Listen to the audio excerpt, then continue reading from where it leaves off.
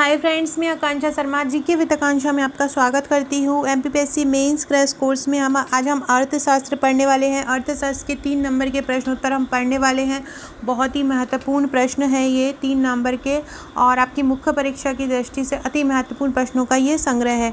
और ये हमारे मेन सीरीज़ का 16वां भाग रहेगा। इसके पहले हम इसके 15 भाग कर चुके हैं। आपको एम सीरीज़ नाम से प्लेलिस्ट मिल जाएगी, या आपको डिस्क्रिप्शन बॉक्स में भी लिंक मिल जाएगी, तो आप वहाँ पे देख सकते हैं। तो चलिए स्टार्ट करते हैं। ये मेरे जो 3 मार्कर का पैकेज है उसमें से लिया गया है। जो आपको मेंस का पैकेज मिलना है 3 मार्कर, 5 मार्कर, 11 मार्कर, उसमें से ही ये क्वेश्चन लिए गए हैं। इसके अलावा अभी मेरे चैनल पर डिस्काउंट चल रहा है। प्री और मेंस के नोट्स में 18, 19, 20, 21, 22 अगस्त तक का ये डिस्काउंट है। 25% का ऑफ है। बहुत भारी डिस्काउंट है। आपका बहुत ज़्यादा अमाउंट जो है लेस हो जाएगा। जितना जल्दी बुकिंग करेंगे उतना जल्दी आपको फ़ायदा होगा, क्योंकि आप बाद में करेंगे तो हो सकता है हमारे पास टीम के पास समय ना हो और आपका मैसेज का रिप्लाई ना कर पाए। तो आप जितना जल्दी हो सके रक्षाबंधन के पहले अपना बुकिंग कर दीजिए। प्री और मेंस के साथ आपको उनके साथ देखिए आपको ये सभी नोट्स मिलेंगे। प्री के साथ आपको 12 बुकलेट मिलेंगी और एक पेड ग्रुप मिलेगा। मेंस का सॉल्व पेपर, आप अगर मेंस का पैकेज के साथ सॉल्व पेपर लेते हैं तो उसकी 8 बुकलेट मिलेंगी। मेंस की जो मुख्य परीक्षा नोट्स की 39 बुकलेट आपको मिलती हैं, जिसमें 3 नंबर, 5 नंबर और 11 नंबर के प्रश्न रहते हैं। अगर आप मेंस के साथ सॉल्व पेपर लेते हैं तो आपको टोटल मेंस के साथ सॉल्व पेपर लेते हैं तो 47 बुकलेट मिलती हैं। इसके अलावा आप प्री और मुख्य परीक्षा के नोट्स लेते हैं और अगर आप सॉल्व पेपर नहीं लेते हैं तो आपको 51 बुकलेट मिलती हैं। और प्री, मुख्य और सॉल्व तीनों पूरा का पूरा हमारा पैकेज लेते हैं तो 59 बुकलेट मिलती हैं। 3 मार्कर की आपको 12 बुकलेट मिलेंगी और मध्य प्रदेश स्पेशल मुख्य परीक्षा की 5 बुकलेट मिलेंगी। मेंस के नोट्स के साथ आपको 25 व्हाट्सएप के पेड ग्रुप मिलेंगे, जहाँ पे आपको नोट्स से तैयारी कराई जाएगी। इंपॉर्टेंट क्वेश्चन आंसर्स वहाँ पे दिए जाएंगे। प्री के साथ भी आपको एक नोट्स मिलेगा। अब पहला क्वेश्चन है हमारा गरीबी। आपको गरीबी पे 3 मार्कर में लिखने आ जाए तो कैसे लिखेंगे? तो वह स्थिति जिसमें कोई व्यक्ति अपने दैनिक जीवन के लिए आवश्यक वस्तु और सेवाओं भी आय वंचना के कारण प्राप्त नहीं कर पाए।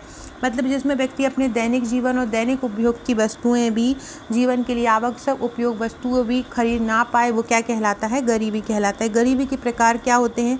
गरीबी 2 प्रकार की होती है। एक होती है निरपेक्ष और एक होती है सापेक्ष। 2 प्रकार की गरीबी होती है। निरपेक्ष गरीबी क्या होती है? तो कुल जनसंख्या में जितने लोग गरीब होते हैं वह निरपेक्ष गरीबी क्या कहलाता है? क्या कहलाता है निरपेक्ष गरीबी? तो कुल जनसंख्या में जितने भी लोग गरीब होते हैं वह गरीबी क्या कहलाती है? निरपेक्ष गरीबी कहलाती है। और सापेक्ष गरीबी क्या होती है? कि सापेक्ष गरीबी सापेक्ष मतलब हम किसी से तुलना करते हैं, तो समाज के विभिन्न वर्गों के बीच आय का जो असमान वितरण को बताती है। अर्थात अमीर कौन है, मध्यम वर्ग कौन है, फिर निम्न आय वर्ग कौन है, तो वो सापेक्ष गरीबी कहलाता है। इसके बाद है गरीबी के सूचक। गरीबी के सूचक अगर क्वेश्चन आ जाता है तो आप कैसे लिखोगे? तो गरीबी के सूचक कौन कौन से होते हैं? शिक्षा से हम पता लगा सकते हैं। शिक्षा एक गरीबी को सूचकांक होता है कि व्यक्ति कितना शिक्षा अर्जित कर पाया, उस हिसाब से हम गरीबी का अंदाजा लगाते हैं। स्कूलिंग वर्ष मतलब उसने विद्यालयीन शिक्षा कितने वर्षों में प्राप्त की, उसकी उपस्थिति। स्वास्थ्य गरीबी का सूचक है, मतलब बाल मृत्यु दर, कुपोषण। जीवन स्तर मतलब आवास, पेयजल और स्वच्छता। तो ये सभी गरीबी की सूचक है। कौन कौन से?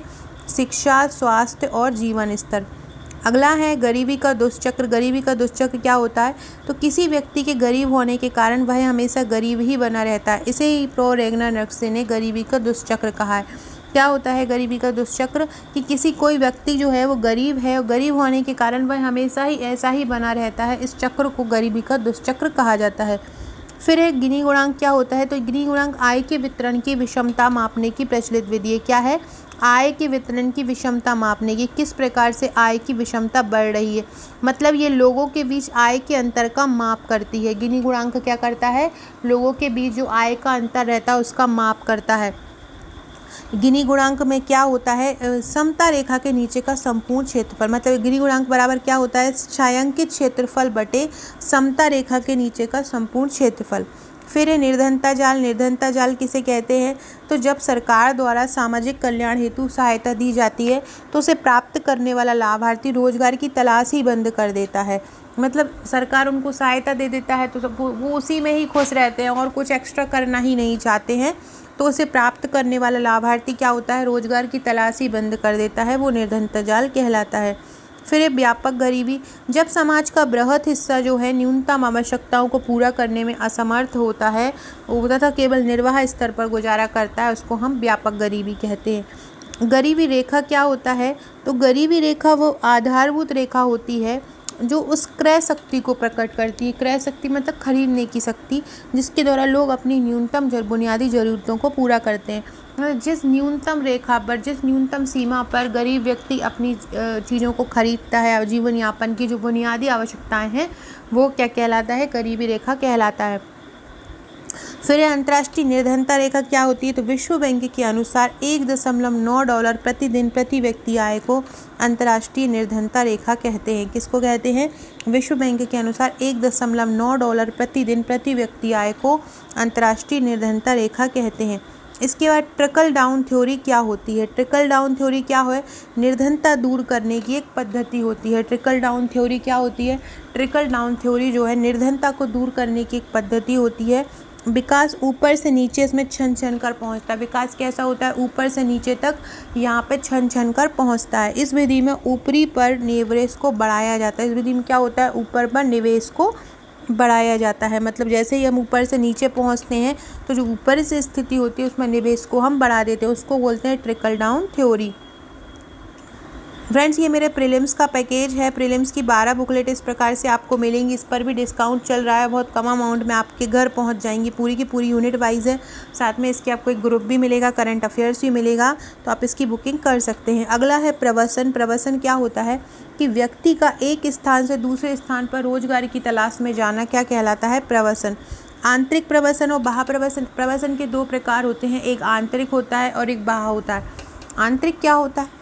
कि जब हम एक ही देश में, एक जैसे कि हमारे भारत में ही हम मध्य प्रदेश से उत्तर प्रदेश जाकर रहने लगे, उत्तर प्रदेश से बिहार जाकर रहने लगे, या गांव से नगर की ओर जाके रहने लगे, तो वो क्या कहलाता है? आंतरिक प्रवसन कहलाता है। इसके नगरीकरण पर क्या होता है? इससे दबाव पड़ता है।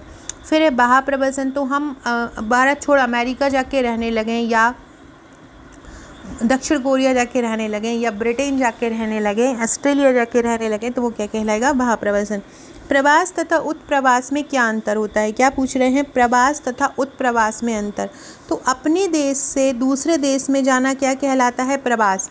हम हमारे देश से दूसरे देश में जा रहे हैं, लेकिन जबकि दूसरे देश से अपने देश में वापस आना, जैसे कि हम जाके कनाडा में रहने लगे, फिर कनाडा से हम वहाँ पे रहे कुछ साल, फिर हम वहाँ से फिर वापस आके अपने यहाँ, हमको वहाँ पे अच्छा नहीं लगा, हम अपना रोजगार यहीं पे करना चाहते हैं, तो हम पूरी तरह से कम्प्लीटली फिर अपने ही देश आ जाते हैं। उसको उत्प्रवास बोलते हैं। H1B वीज़ा क्या होता है? तो H1B वीज़ा जो है अमेरिका द्वारा प्रदान किया जाता है। प्रोफेशनल्स को ये दिया जाता है। शुल्क ज़्यादा होती हैं इसमें, और इसमें शर्तें कठिन होती हैं। रोहिंग्या क्या है? रोहिंग्या म्यांमार के जो रखाइन प्रांत है वहाँ का इस्लाम धर्म को मानने वाला एक समुदाय है। क्या है? म्यांमार के रखाइन प्रांत में इस्लाम धर्म को मानने वाला एक समुदाय है। शरणार्थी क्या है? ऐसे व्यक्ति जो किसी डर के कारण दूसरे देश में पलायन कर जाते हैं। कोई डर होता है उनको कि यहाँ पे हमारे साथ बुरा व्यवहार हो रहा है, या हम अब रोजगार का हमें बिल्कुल नहीं मिल पाएगा, या कोई दूसरा कारण होता है, उसके कारण क्या करते हैं? दूसरे देश में चले जाते हैं, लेकिन भय के कारण वो अपने देश वापस नहीं आ पाते, उन्हें डर बना रहता है और वो अपने देश वापस नहीं आते। उसको क्या बोलते हैं? हम शरणार्थी बोलते हैं।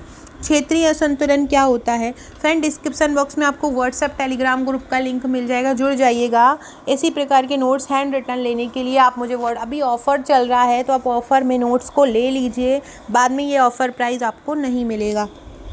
अगला है क्षेत्रीय असंतुलन। तो आर्थिक दृष्टि से कुछ प्रदेशों का अधिक विकसित होना तथा कुछ राज्यों का पिछड़ा होना क्षेत्रीय असंतुलन कहलाता है। क्या?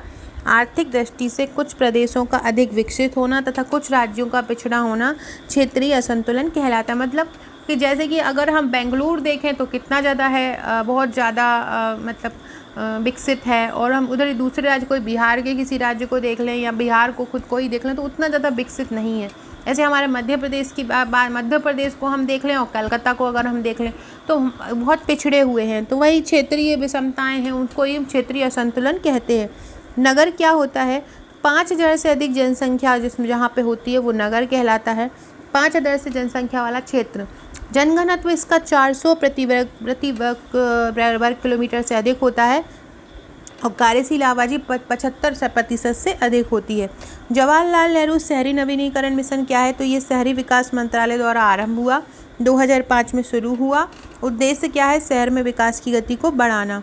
फिर है स्मार्ट सिटी। स्मार्ट सिटी क्या होती है, इसमें 24 घंटे बिजली पानी की आपूर्ति होती है, वर्ल्ड क्लास ट्रांसपोर्ट सिस्टम होता है, स्मार्ट शिक्षा की यहाँ व्यवस्था होती है। क्षेत्रीय ग्रामीण बैंक क्या होते हैं, 1975 में स्थापना हुई, उद्देश्य है ग्रामीण क्षेत्रों में साख मजबूत करना। एम नरसिंगम समिति की सिफारिश पर ये बना था। अगला है कृषि विपणन, तो इसके अंतर्गत कृषक से उपभोक्ताओं तक सामान को पहुंचाया जाता है। तो इस प्रकार से ये हमारे आज के 3 मार्कर थे, बहुत इंपॉर्टेंट क्वेश्चन थे। ऐसे ही अगर कल हम M17 पढ़ेंगे। ऐसे ही मेरे चैनल पे P सीरीज़ चल रही है, प्री क्रैश कोर्स की, M सीरीज़ मेंस की, और ऐसे ही MP GK के सीरीज़ चल रही है। सबकी प्लेलिस्ट बना दी गई है, आप प्लेलिस्ट में जाके उसको फॉलो कर सकते हैं। Okay friends, thank you.